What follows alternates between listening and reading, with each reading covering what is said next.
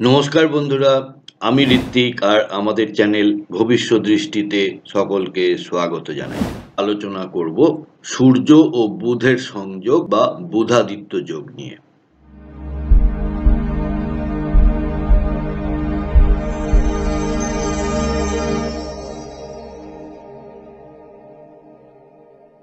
বন্ধুরা, আপনারা যারা অলরেডি চ্যানেলটি সাবস্ক্রাইব করেছেন তাদেরকে জানাই আমার অসীম কৃতজ্ঞতা ও ধন্যবাদ। যারা এখনো করে উঠতে পারেননি তাদেরকে আমার বিনীত নিবেদন, প্লিজ চ্যানেলটি সাবস্ক্রাইব করুন আর পাশে থাকা বেল নোটিফিকেশনটি প্রেস করতে ভুলবেন না। তাহলে চলুন শুরু করা যাক। বুধাদিত্য যোগ। আদিত্য মানে হলো সূর্য, তাই বুধ আর আদিত্য এই নিয়ে বুধাদিত্য। সেই জন্য সূর্য ও বুধের সংযোগকে বুধাদিত্য যোগ বলা হয়। এটি একটি গুরুত্বপূর্ণ যোগ যা জাতকের বুদ্ধি, অহংকার, নেতৃত্ব ও বাক শক্তিকে নির্দেশ করে। এবার আমরা দেখব বুধাদিত্য যোগের ভালো প্রভাব। জাতক চতুর, বিশ্লেষণক্ষম এবং বুদ্ধিমান হয়। প্রশাসনিক দক্ষতা থাকে। লেখক, আইনজীবী ও রাজনীতিবিদদের মধ্যে এই যোগ দেখা যায়। দ্রুত চিন্তা করে সিদ্ধান্ত নেওয়ার ক্ষমতা থাকে এদের মধ্যে। এবার দেখে নিই খারাপ দিক কি কি আছে। অতিরিক্ত অহংকার, বাকদ্বন্দ্ব, আত্মকেন্দ্রিকতা, চিন্তা ও সিদ্ধান্তে গোঁড়ামি। এই যোগ কোন রাশিতে হলে ভালো ফল দেয়? মেষ, সিংহ, কন্যা ও তুলা এই রাশিতে শুভ ফল দিয়ে থাকে। আর দুর্বল হয় কুম্ভ, মীন, বৃশ্চিক ও কর্কটে। এবার আমরা দেখে নেব 12টা ঘরে বিভিন্ন জায়গায় এই যোগ হলে কি ধরনের ফল হয় এক নজরে দেখব। যদি লগ্নে হয় তাহলে ব্যক্তিত্বে তেজ, বুদ্ধিমত্তা। যদি দ্বিতীয় হয় তাহলে বক্তৃতার দক্ষতা। তৃতীয় ঘরে হলে সাহসী ও চতুর হয়। চতুর্থ ঘরে হলে মা ও শিক্ষার ক্ষেত্রে সফলতা। পঞ্চম ঘর সৃজনশীল বুদ্ধি। ষষ্ঠ ঘরে মামলা মোকদ্দমায় জয়লাভ করে। সপ্তম ঘরে হলে দাম্পত্যে বেশি প্রভাব খাটানোর একটা প্রবণতা লক্ষ্য করা যায়। অষ্টম ঘরে হলে গোপন পরিকল্পনায় দক্ষতা। নবম ঘরে ধর্মীয় যুক্তিতে সাবলীল হন। দশম ঘরে প্রশাসনিক চাকরি লাভ করেন। 11তম ঘরে বন্ধুদের সহায়তায় লাভ হয়। আর 12তম ঘরে হলে বিদেশ যাত্রা ও বিদেশে কাজ হয়। এবার দেখে নেব যে এই যোগটার সঙ্গে যদি আরো কোনো গ্রহ, অর্থাৎ যদি কোনো পাপক গ্রহ যুক্ত হয়। অনেক সময় তো আমরা 3টে বা 4টে গ্রহ একসঙ্গে দেখি। তো এই বুধাদিত্য, বুধ ও রবির সাথে যদি আরো কোনো গ্রহ যুক্ত হয়, রাহু যুক্ত হলে ধূর্ততা, কেতু যুক্ত হলে বিভ্রান্তি, শনি যুক্ত হলে অহংকার বাড়ে আর ফল কমে, মঙ্গল যুক্ত হলে একটা কনফ্লিক্টের আশঙ্কা থেকে যায়, অর্থাৎ বাক দ্বন্দ্ব। এবার দেখি উপায় ও প্রতিকার। তামার পাত্রে জল রেখে সূর্যকে অর্ঘ্য দেয়া। সূর্যের প্রণাম মন্ত্র ওং জবা কুসুম শঙ্কাশ্যপেয়ং মহাদ্যুতিং ধন্তারিং সর্ব পাপগ্নম প্রণতস্মিং দিবাকরম।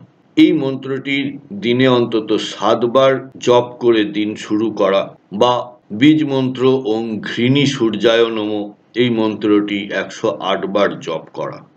আর পান্না রত্ন ধারণ করতে পারেন, তবে অবশ্যই জ্যোতিষীর সঙ্গে পরামর্শ করে। সূর্য বা রবি ও বৃহস্পতি এক ঘরে থাকলে বা সংযোগ হলে কি ধরনের ফল জাতক বা জাতিকা লাভ করে? সূর্য ও বৃহস্পতির সংযোগ একটি জ্ঞান, নীতি, ধর্ম এবং নেতৃত্বের যোগ। জাতক হয় মর্যাদাবান, ধর্মবিশ্বাসী ও ন্যায়পরায়ণ। সূর্য বৃহস্পতির স্বভাব। সূর্য মানে আত্মবিশ্বাস, নেতৃত্ব, রাজনীতি। বৃহস্পতি মানে জ্ঞান, ধর্ম, গুরু, নীতি। এই দুই গ্রহের সংযোগে জাতকের মধ্যে গুরুতর নৈতিকতা, উচ্চ শিক্ষা ও নেতৃত্বের গুণাবলী সৃষ্টি করে। এই যোগের শুভ প্রভাব: উচ্চ শিক্ষা ও জ্ঞান, ন্যায়পরায়ণ ও নীতিবান হয়। ধর্মীয় বা আধ্যাত্মিক ব্যক্তিত্ব হতেও দেখা যায়। শিক্ষকতা, পরামর্শদাতা, আইনজীবী, বিচারপতি। সমাজে সম্মান ও নেতৃত্ব। এবার দেখে নেব এই যোগের অশুভ প্রভাব: অতিরিক্ত গর্ব বা অহংকার, আত্মধারণায় গোঁড়ামি, অর্থাৎ নিজে যেটা ঠিক মনে করবে সেটাই ঠিক, একপাক্ষিকতা বা পরামর্শ না শোনা, কারুর পরামর্শের ধারেন না এনারা অনেক সময়। এবার দেখে নি কোন রাশিতে হলে শুভ ফল দেয়। মেষ, সিংহ, ধনু, মীন এই রাশিগুলিতে এই যোগ হলে শুভ ফল দেয়, আর দুর্বল হয় তুলা ও বৃশ্চিকে। এবার আমরা দেখব যে 12টি ভাবে কি ধরনের ফল দিয়ে থাকে। লগ্ন ঘর বা প্রথম ঘর, জাতক বা জাতিকা জ্ঞানী, মর্যাদাবান, আত্মবিশ্বাসী হন। দ্বিতীয় ঘরে হলে শিক্ষিত বক্তা ও পরিবারে গৌরব। তৃতীয় ঘরে হলে সাহসী ও জ্ঞান বিতরণকারী। চতুর্থ ঘরে হলে শিক্ষার যোগ এবং মায়ের আশীর্বাদ ধন্য হন এনারা। পঞ্চম ঘরে হলে ভালো সন্তান এবং ধর্ম ও বিদ্যায় উন্নতি। ষষ্ঠ ঘরে হলে ন্যায়সঙ্গত শত্রু দমন। সপ্তম ঘরে জ্ঞানী জীবনসঙ্গী কিন্তু একটা গর্বের সংঘর্ষ হতে দেখা যায়। অষ্টম ঘরে আধ্যাত্মিক জ্ঞান গবেষণা। নবম ঘরে ধর্মগুরু, পণ্ডিত, গুরু দর্শন। দশম ঘরে প্রশাসক, শিক্ষাবিদ, রাজনৈতিক নেতা। 11তম ঘরে হলে সম্মান, উচ্চ লক্ষ্য। 12তম ঘরে আধ্যাত্মিকতা, বিদেশে ধর্মকর্ম। এবার দেখে নেব যে এই জ্যোতির সঙ্গে, এই সংযোগের সঙ্গে যদি কোনো পাপক গ্রহ যুক্ত হয়, যেমন রাহু যুক্ত হলে একটা মিথ্যা ধর্ম ভাব এনাদের মধ্যে দেখা যায়। কেতু হলে গোপন ধর্মীয় গোঁড়ামি তৈরি হয়। শনি থাকলে কঠোর নীতির দিকে ঝোঁক, অর্থাৎ যাই হয়ে যাক আমি আমার নীতি থেকে সরব না। এবার দেখে নি উপায় ও প্রতিকার কি কি আছে। গুরু বা পিতার সেবা। বৃহস্পতিবারে ওম গ্রাম গ্রীম গ্রোম স গুরবে নমঃ এই মন্ত্রটি আপনারা জপ করতে পারেন। পীত বস্ত্র ও হলুদ খাবার দান করতে পারেন। চঞ্চলতা এড়িয়ে অধ্যাবসায়ের অভ্যাস করুন। সূর্য এবং চন্দ্র এক ঘরে থাকে বা তাদের সংযোগ হয়, তাহলে কি ধরনের ফল জাতক বা জাতিকা লাভ করে।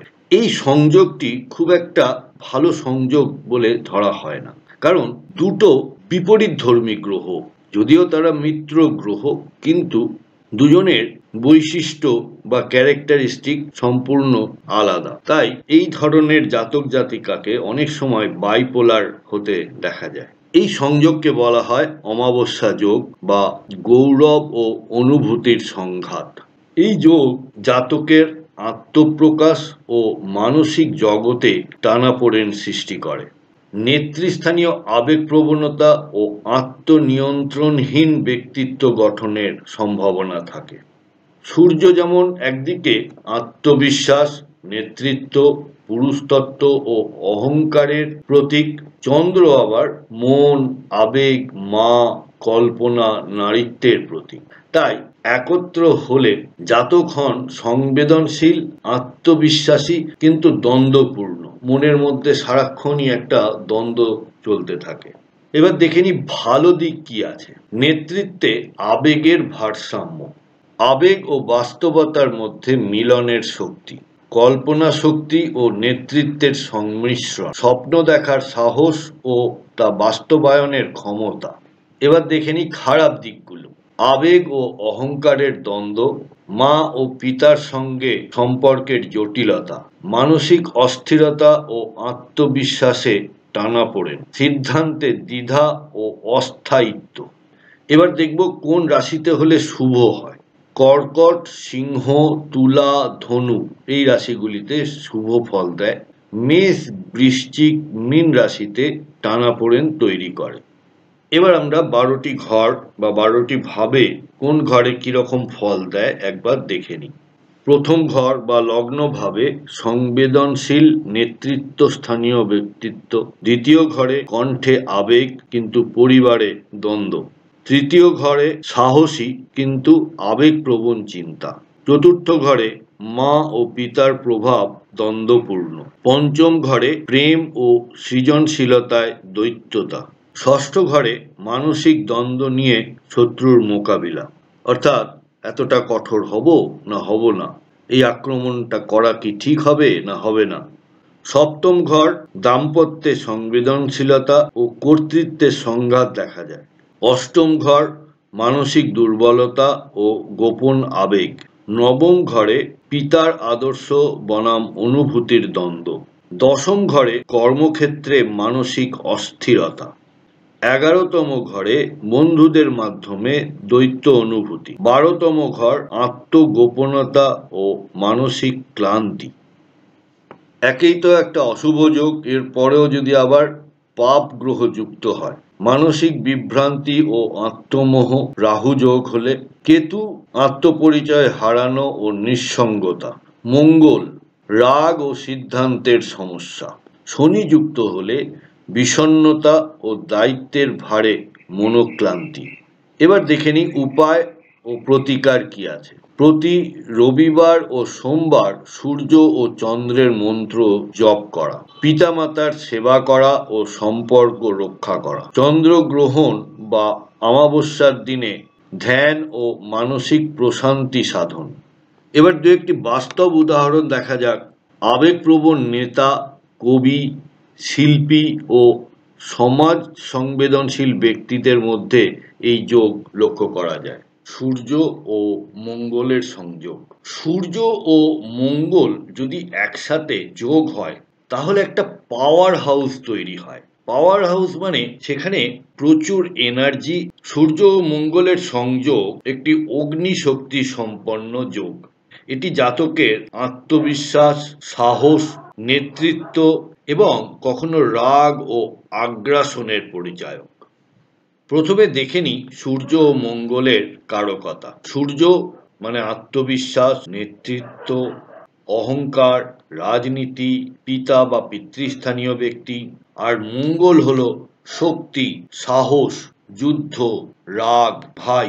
এই দুই গ্রহ একত্র হলে জাতকের মধ্যে নেতার গুণাবলী ও অস্থিরতা লক্ষ্য করা যায়। এই যোগের শুভ প্রভাব: প্রবল আত্মবিশ্বাস, প্রশাসনিক ও নেতৃত্ব গুণ, সেনা, পুলিশ, ক্রীড়া প্রশাসন ও রাজনীতিতে সাফল্য। এটি আপনাকে একজন আইএএস বা আইপিএস তৈরি করতে পারে। মঙ্গলের প্রভাবে আপনি খুব ভালো একজন ইঞ্জিনিয়ার হতে পারেন বা মেডিসিনের স্পেশালিস্ট হতে পারেন। এছাড়া আপনি খুব ভালো একজন প্লেয়ার বা অ্যাথলিটও হতে পারেন। আপনার মধ্যে নির্ভীক ও কর্মঠ চরিত্র লক্ষ্য করা যায়, যাদের মধ্যে এই যোগ দেখা যায়। এবার দেখে নিই অশুভ প্রভাব: প্রচণ্ড রাগ, ক্রোধ ও হিংস্রতা, গোঁড়ামি ও অহংকার, ভুল সিদ্ধান্তের ঝুঁকি, অস্থিরতা ও আত্মীয়দের সঙ্গে সম্পর্কের টানাপোড়েন। আর একটা দিক আপনাদের কাছে তুলে ধরি, সেটা হলো এই যে এনার্জির পাওয়ার হাউস, এরা খানিকটা অ্যান্টি এস্টাবলিশমেন্টেও কাজে লাগায়। অফিসের কোনো রুল রেগুলেশন, সেইগুলোর ওপরে এদের একটা রাগ তৈরি হয়। তাই অ্যান্টি এস্টাবলিশমেন্টের একটা ঝোঁক এদের মধ্যে দেখা যায়। আর ঠিকমতো এই এনার্জিকে চ্যানেলাইজ না করলে অনেকে এই প্রচণ্ড এনার্জির মিসইউজ করতেও দেখা যায়। অর্থাৎ অন্যের দ্বারা আপনার এই এনার্জি ভুলভাবে ব্যবহৃত হয়, যেটি থেকে খুব সাবধান থাকা দরকার। তার জন্য ন্যাটাল চার্টে অন্যান্য গ্রহগুলি, বিশেষত চন্দ্র কোন জায়গায় আছে, এটা দেখাটা খুব জরুরি।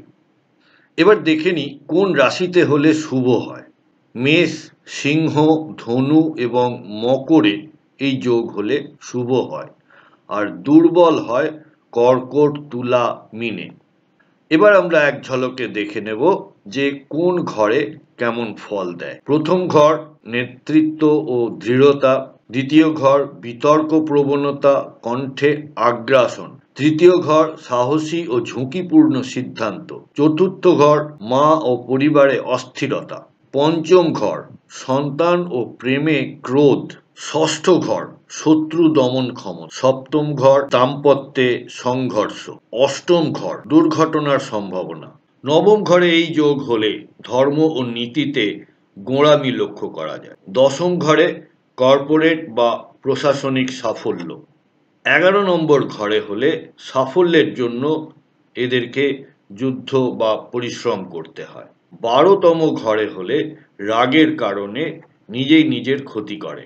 এবার দেখি যদি পাপগ্রহ যুক্ত হয়, যদি রাহু এই যোগের সঙ্গে যোগ হয় তখন হঠকারিতা লক্ষ্য করা যায়, কেতু হলে নিঃসঙ্গতা লক্ষ্য করা যায়, শনি যোগ হলে রাগ দমন করে কিন্তু অশান্তি বাড়ায়। এবার আমরা দেখে নিই উপায় ও প্রতিকার।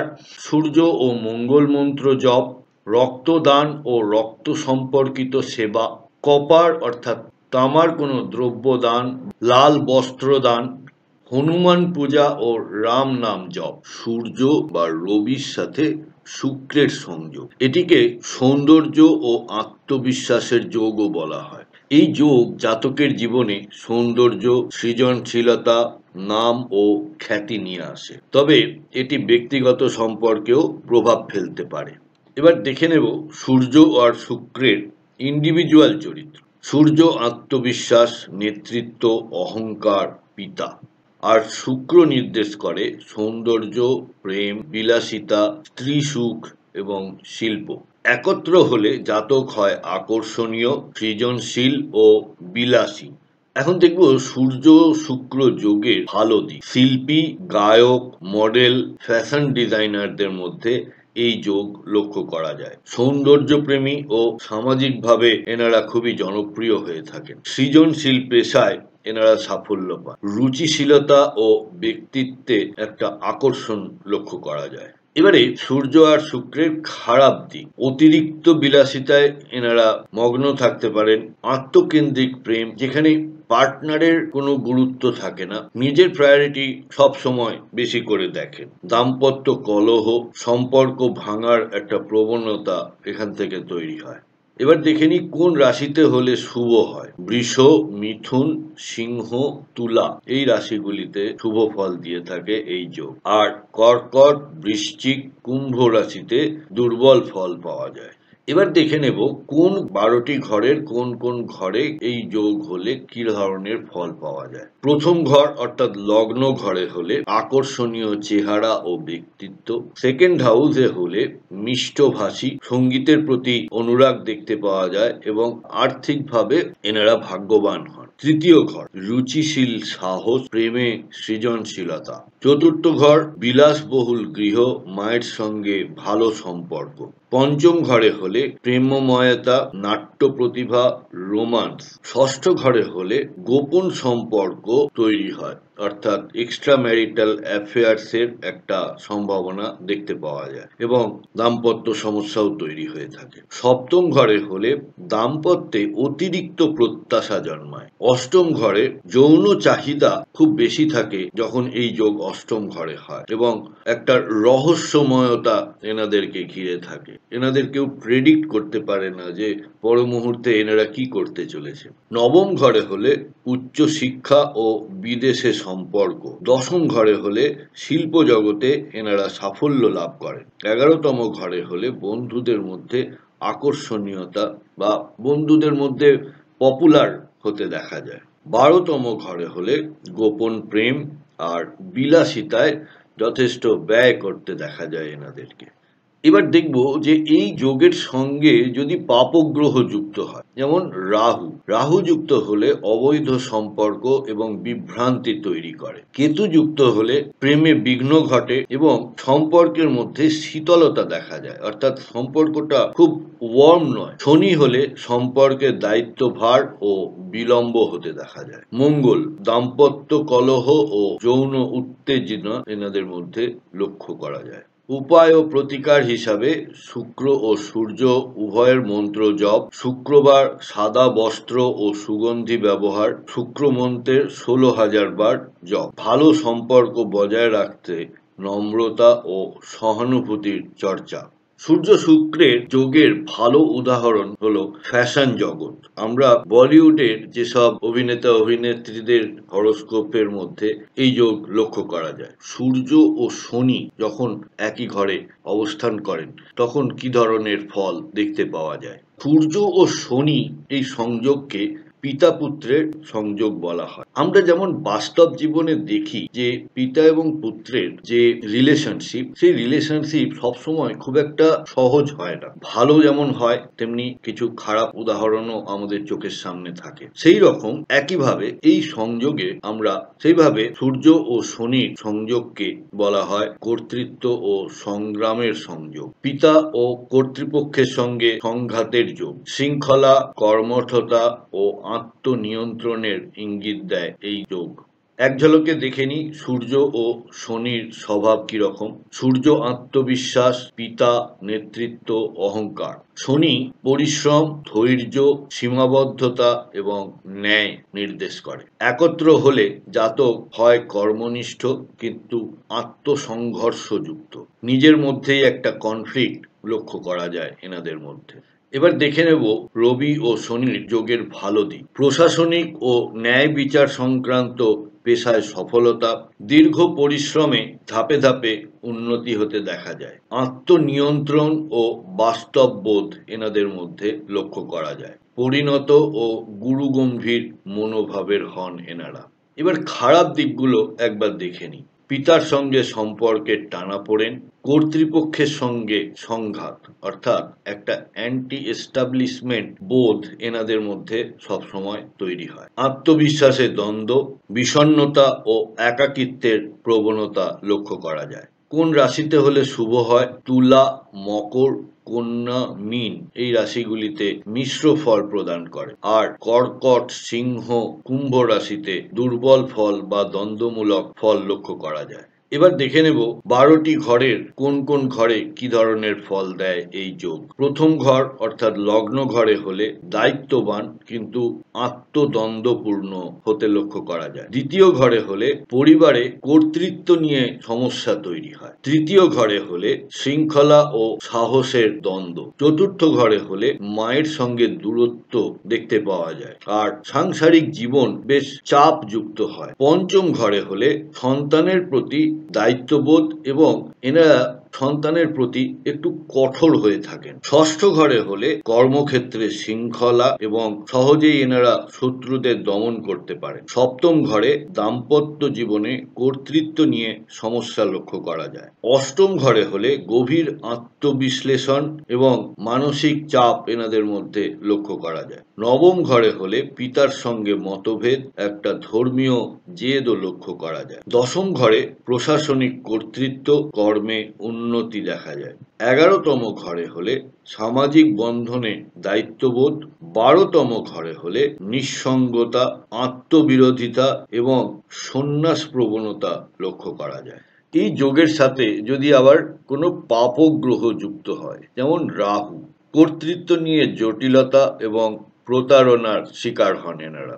কেতু যুক্ত হলে আত্মবিশ্বাসের সংকট ও বিভ্রান্তি। মঙ্গল যুক্ত হলে হঠকারী সিদ্ধান্ত এবং রাগের একটা সমস্যা লক্ষ্য করা যায়। বুধ থাকলে চিন্তার মধ্যে দ্বৈততা এবং আভ্যন্তরীণ দ্বন্দ্ব পরিলক্ষিত হয়।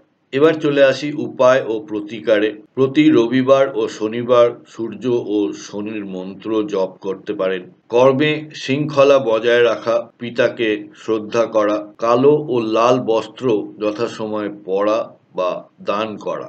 বাস্তব উদাহরণ বলতে প্রশাসক, নীতি নির্ধারক এবং ন্যায়পালকদের মধ্যে এই যোগ লক্ষ্য করা যায়। সূর্য এবং রাহুর সংযোগ। সূর্য এবং রাহু সংযোগকে গ্রহণযোগ্য বলা হয়ে থাকে এবং এটি একটি ছায়াযুক্ত নেতৃত্বের ভাব তৈরি করে। এটি জাতকের আত্মবিশ্বাস ও পরিচয়ে বিভ্রান্তি তৈরি করতে পারে। রাজনীতি, গণমাধ্যম ও চাতুর্যে বিশেষ ভূমিকা রাখে এই সংযোগ। আমরা এক ঝলকে সূর্য ও রাহুর স্বভাব দেখে নিই। এখানে আপনাদেরকে বলে রাখি যে প্রতিটি গ্রহের কারকতা নিয়ে একটা প্লে লিস্ট তৈরি করা আছে, যেখানে ডিটেলে ডিসকাস করা হয়েছে প্রতিটি গ্রহের ইন্ডিভিজুয়াল ক্যারেক্টারিস্টিক্স নিয়ে। আই বাটনে ওই প্লে লিস্টের লিঙ্ক আপনারা পেয়ে যাবেন, সেখান থেকে আপনারা দেখে নিতে পারেন প্রতিটি গ্রহের কারকতাকে। তো যাই হোক, সূর্য হলো আত্মবিশ্বাস, আত্মপরিচয়, নেতৃত্ব, পিতা। আবার এটি ফ্যামিলিতে এল্ডেস্ট মেল চাইল্ডকেও নির্দেশ করে। আর রাহু হলো ছলনা, বিভ্রান্তি, ভ্রমণ, উচ্চাকাঙ্ক্ষা এবং প্রযুক্তি। একত্র হলে অর্থাৎ সূর্য রাহুর সংযোগ হলে জাতক হয় উচ্চাকাঙ্ক্ষী, কৌশলী কিন্তু বিভ্রান্ত। সূর্য রাহুর সংযোগের ভালো দিকগুলি প্রযুক্তি, মিডিয়া ও সিনেমা জগতে সাফল্য দেখতে পাওয়া যায়। বিদেশে এনারা নাম ও খ্যাতি অর্জন করেন, অর্থাৎ জন্ম থেকে দূরবর্তী স্থানে এনাদের প্রসপারিটি লক্ষ্য করা যায়। গণমাধ্যমে জনপ্রিয়তা, প্রচার ও যোগাযোগ কৌশলে দক্ষতা। এবার দেখে নেব সূর্য ও রাহু যোগের খারাপ দিকগুলি। এনাদের একটা আইডেন্টিটি ক্রাইসিস তৈরি হয়, অর্থাৎ আত্মপরিচয় হারানো, অহংকার এবং মিথ্যা আত্মপ্রকাশ, নিজেকে একটা জাহির করার সবসময় প্রবণতা লক্ষ্য করা যায়। পিতার সঙ্গে সম্পর্কের দূরত্ব তৈরি হয়, মানসিক বিভ্রান্তি ও অবসাদ তৈরি হয়। কোন রাশিতে হলে শুভ ফল পাওয়া যায়? মিথুন, কন্যা, তুলা ও কুম্ভ রাশিতে মিশ্র ফল দেখতে পাওয়া যায়। কর্কট, সিংহ, বৃশ্চিকে বিভ্রান্তিকর ফল দেখতে পাওয়া যায়। এবার দেখে নেব 12টি ঘরের কোন কোন ঘরে কি ফল দিয়ে থাকে। প্রথম ঘর বা লগ্ন ঘর, বিভ্রান্ত আত্মবিশ্বাস এবং এই মানুষগুলি একটু চতুর হন। দ্বিতীয় ঘরে হলে এনাদের কথায় লোকেরা প্রভাবিত হয় আর মিথ্যে কথা বলার একটা প্রবণতা এনাদের মধ্যে লক্ষ্য করা যায়। তৃতীয় ঘরে থাকলে মিডিয়া, সিনেমা, অভিনয়ে সাফল্য পাওয়া যায়। চতুর্থ ঘরে থাকলে মায়ের সঙ্গে একটা সংঘাত লক্ষ্য করা যায় এবং ফ্যামিলিতে একটু ডিস্টারবেন্স বা একটা অনিশ্চয়তা লক্ষ্য করা যায়। পঞ্চম ঘরে থাকলে প্রেমে বিভ্রান্তি, নাটকে স্বভাবের হয়ে থাকেন, সবকিছুকে একটা নাটক করে বা একটা সিন ক্রিয়েট করার একটা প্রবণতা লক্ষ্য করা যায়। ষষ্ঠ ঘরে থাকলে গোপন শত্রুর দ্বারা অনিষ্ট হয়, আদালত বা প্রযুক্তির কাজে এনারা দক্ষ হয়ে থাকে। সপ্তম ঘরে থাকলে দাম্পত্যে প্রতারণা এবং গোপনীয়তা মেনটেন করেন এনারা। অষ্টম ঘরে থাকলে রহস্যময় জীবন, গুপ্ত বিদ্যা এবং সমাজে স্ক্যান্ডাল দেখতে পাওয়া যায়। নবম ঘরে থাকলে ধর্মীয় দ্বন্দ্ব, বিদেশের প্রতি আগ্রহ লক্ষ্য করা যায়। দশম ঘরে থাকলে এনারা ভীষণ ফেমাসও হতে পারেন, আবার বিভিন্ন স্ক্যাম বা বিভিন্ন কলঙ্কের দ্বারা এরা কালিমা লিপ্ত হওয়ার সম্ভাবনা দেখতে পাওয়া যায়। 11তম ঘরে থাকলে চাতুর্যে উপার্জন, অর্থাৎ চতুরতার দ্বারা এনারা উপার্জন করে থাকেন, আবার অনেক সময় এনাদের বেশ জনপ্রিয় হতেও দেখা যায়। 12তম ঘরে থাকলে মানসিক বিভ্রান্তি এবং আত্মগোপনের একটা প্রবণতা লক্ষ্য করা যায়। এই সংযোগের সঙ্গে যদি পাপগ্রহ যুক্ত হয়, মঙ্গলের মতো প্ল্যানেট যদি সূর্য এবং রাহুর সংযোগের সঙ্গে বসে, তাহলে ভীষণ হিংস্র একটা মানসিকতা তৈরি হতে দেখা যায় এবং ভীষণভাবে হঠকারী সিদ্ধান্ত নিতে এনাদের দেখা যায়। শনি, মানসিক বিষাদ এবং প্রশাসনিক জটিলতা তৈরি হয়। বুধ মানে একটা ডুয়ালিটি তৈরি করে, বিভ্রান্তিকর চিন্তা ও ছলনা আশ্রয় নিতে দেখা যায়। উপায় ও প্রতিকারের মধ্যে প্রতি রবিবার সূর্য ও রাহুর জপ করা ভালো এবং প্রতিদিন রাহু কালের সময় রাহু মন্ত্র জপ করলে ভালো ফল পাওয়া যায়। মিথ্যা ও বিভ্রান্তিকর কথাবার্তা থেকে বিরত থাকাটাই শ্রেয়। আর একটা প্রতিকার যেটা খুব ফলপ্রসূ হতে দেখা যায়, সেটা হলো পিতা এবং পুত্র দুজনে আলাদা লোকেশনে থাকা, অর্থাৎ একই ছাদের তলায় দুজনে না থাকাটাই শ্রেয়। ধরুন পিতা রইলেন কলকাতায়, পুত্র রইলেন অন্য কোনো শহরে, দিল্লি, মুম্বাই বা দেশের বাইরে কোনো শহরে, তখন দুজনের ক্ষেত্রেই ভালো প্রভাব লক্ষ্য করা যায়। এবারে দেখে নিই বাস্তব উদাহরণ। সিনেমা, রাজনীতি, মিডিয়া জগতের অনেকে এই যোগ বহন করে থাকে। সূর্য এবং কেতুর সংযোগ নিয়ে। সূর্য ও কেতুর সংযোগ একটি গোপন অহংকার, বিচ্ছিন্নতা, আধ্যাত্মিক টানাপোড়েন ও আত্মবিশ্লেষণের যোগ। জাতক নিজের পরিচয় ও আত্মবিশ্বাস নিয়ে দ্বন্দ্বে ভোগে। এক ঝলকে দেখে নিই সূর্য ও কেতুর কারকতা। সূর্য আত্মবিশ্বাস, অহংকার, নেতৃত্ব, পিতা। কেতু ছায়া প্রকৃতি, মোহহীনতা, বিচ্ছিন্নতা, আধ্যাত্মিকতা। এই যোগ আত্মপরিচয় নিয়ে সংশয়, পিতার সাথে দূরত্ব ও আধ্যাত্মিক টান তৈরি করে। এই যোগের যে শুভ প্রভাব সেইগুলি হলো আত্মবিশ্লেষণের প্রবণতা, আধ্যাত্মিক জ্ঞান ও মুক্তির পথ অনুসন্ধান, অহংকার ভাঙা এবং নম্রতার শিক্ষা, গোপন শক্তি এবং অন্তর্দৃষ্টি। এই সকল মানুষগুলির একটা অতীন্দ্রিয় পাওয়ার থাকে যেগুলি সাধারণ মানুষের মধ্যে দেখা যায় না। এবার দেখে নেব এই যোগের অশুভ প্রভাব। আত্মবিশ্বাসের অভাব, সমাজ থেকে বিচ্ছিন্নতা অর্থাৎ একা থাকার একটা প্রবণতা, পিতার সঙ্গে সম্পর্কের টানাপোড়েন, একাকিত্ব এবং দিকভ্রান্তি।